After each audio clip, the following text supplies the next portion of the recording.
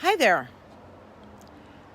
Do you know that ignoring difficult feelings causes harm?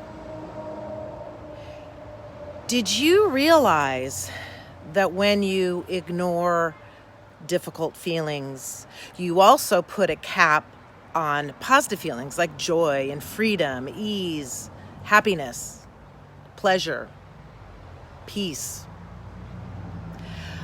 I want to try to explain to you how it is that this happens, how it works, that it's a negative thing to ignore difficult feelings. You know, most of us weren't taught how to be with most of our feelings. Of course, for many people, joy, happiness, excitement, those kind of feelings in many households were allowed. Some expression at least. Maybe not too much. You didn't want to be too happy or too loud or too expressive, perhaps. And most people didn't learn how to be with difficult feelings. Think about it. If you're mad, go in your room. You're yelling at your brother, go take a time out. You're sad, come on, you're okay. How many times have I seen people take young children, pat them on the back or bounce them on their knees saying, as the child's crying or screaming or upset, you're okay. Everything's okay. Talk about crazy making. So what I want to do is talk to you about, first of all, how not feeling difficult feelings doesn't work to your benefit. They don't go away. They just sit there and are an interest. And then I want to talk to you about how to be with them. I think most people don't know how to be with difficult feelings. They try to drink them away, forget them away, talk them away, eat them away, sleep them away, exercise them away. There are lots of ways to avoid feelings that we've learned to do to cope with something that feels difficult to face. So, when you ignore your feelings, when you push them away, when you want to be happy, when maybe you're really feeling sad or lonely or frustrated or whatever, what happens is it's like you put a crimp in your life force hose. So let's think of life force as energy that makes you feel alive and makes you feel present in life and that helps you get through the day. Versus having a crimped life force hose, which might make you might feel depressed or anxious if there's a crimp in your hose. You might have panic attacks if there's a crimp in your hose. And you might find yourself feeling unsatisfied in a lot of ways in your life if there's a crimp in your hose, in your life force hose. And the way crimps happen is that you ignore feelings, you ignore feelings that are difficult. What happens is like when you get a crimp in your hose, the water force, your life force, isn't moving forward freely in that hose as life force is meant to do. You have a crimp and the water pressure is going backwards. In other words, the energy is focused behind you in things that happened before. So the crimp happens, there's no water coming out into your life force energy forward and in your present day, and it's blocked and the pressure's going backwards. That means you're not getting traction in your life. You have a crimp in your life force and you're not going to be able to feel good and alive in the present moment. So, how do we uncrimp the hose, right? How do we open up life force again? One of the things that we do is we notice that we put a crimp in. Whoa, wait a minute. I've been ignoring these feelings. I don't know how to be with them. Isn't this going to affect my life if I focus on the negative? Aren't I not going to be positively attracting life? The law of positive attraction goes a lot more deeply than just what you're thinking about positively and consciously. That's a whole other topic for another time. But I'm talking about noticing that you don't pay attention to difficult feelings. You want to avoid them, or you do some other mechanism to try to ignore them. What my model talks about is recognizing that. So the adult in you, this part that's aware and conscious and curious and not attached, but very, very present. That part notices, whoop, there's a crimp here.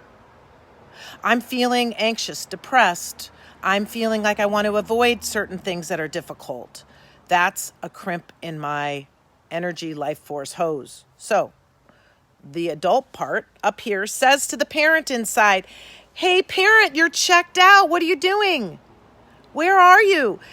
That vulnerable self inside needs us, needs you. So go pay attention. And the parent that's inside may be like, oh gosh, feelings. I don't know. I don't know what to do. And the adult says, look, just go be with him or her. Just be present. Acknowledge it. Just go. The adult's kind of the coach that says, it's time to wake up and just go do it. So then the parent self goes to that place that there's a crimp, where there's difficulty, where perhaps there's overwhelm, and just says, all right, I'm not sure that I know how to do this.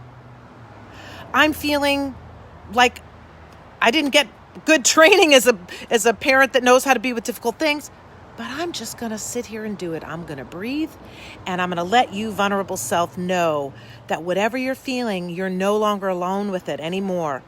I'm no longer abandoning you. I'm not exactly sure what to do except to be present and be with all that's going on. The amazing thing about this is it's hard to explain. It's a feeling. You'll know it when you get there. But you will no longer feel lonely with your own feelings. You'll feel connected to your own feelings in a new, expansive way. So self sits there, the adult self is watching. The parent self is just open and present and says, I'm going to be with you here in these feelings, vulnerable self. I'm going to just stay here with you. I'm not going to tell you, you need to hurry up here. We don't have enough time. Or would you get on with this already? Or really, you're okay. None of those kinds of things. Or checked out, drinking, or exercising, or eating it away to not deal with the vulnerable self. This parent is staying present and loving. There's no judgment. There's no need to hurry or worry. This part just loves the vulnerable self and actually says, wow, this parent self says, you've got a lot that you're feeling and you've been alone with it. It's been too long that you've been alone with it. And literally talk to yourself like this out loud if you need to. My kids have said to me at times in my life, are you talking to yourself again? And I say, damn straight I am. It helps. Because inside this adult part, the parent part and the child part are like all knotted up. I'm trying to help you get this into the correct order of operations so that you can become who you really are. I get so moved when I think about this because people are so beautiful. You are so beautiful. You've just got crimps in your life force line and your internal world is out of operations. You've been thinking that something on the outside will make you feel better, that the parent outside of you will finally listen, or you'll get that raise or the perfect job, or you'll find a perfect girlfriend or boyfriend, or you'll move into a better house, or your lawn will look better, or you'll whatever.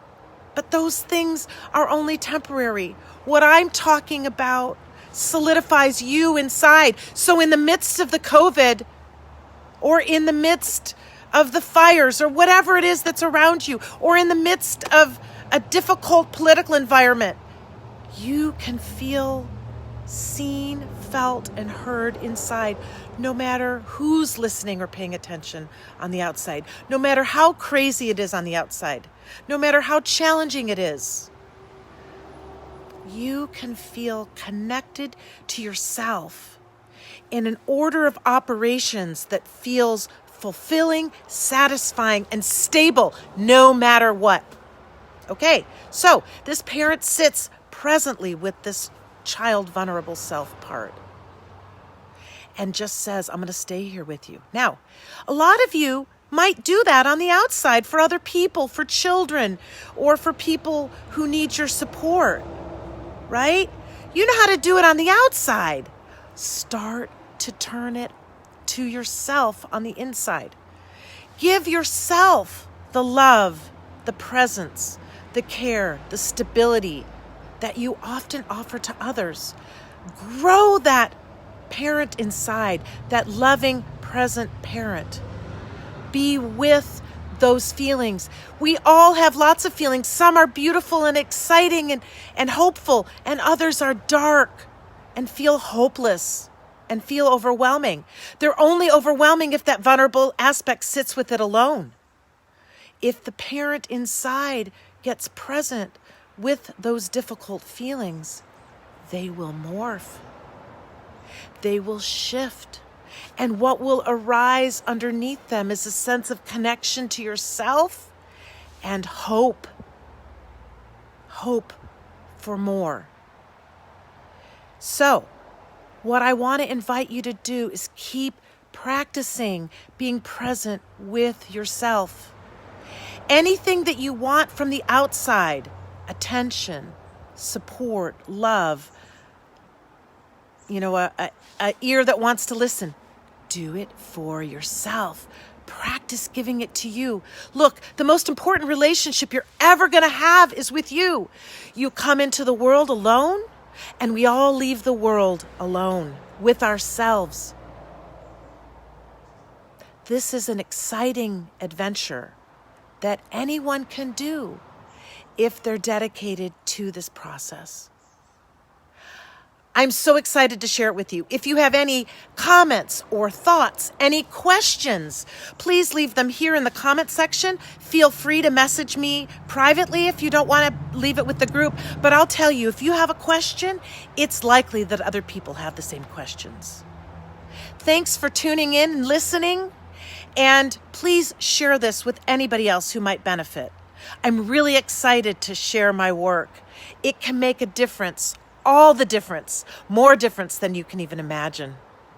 Bye for now.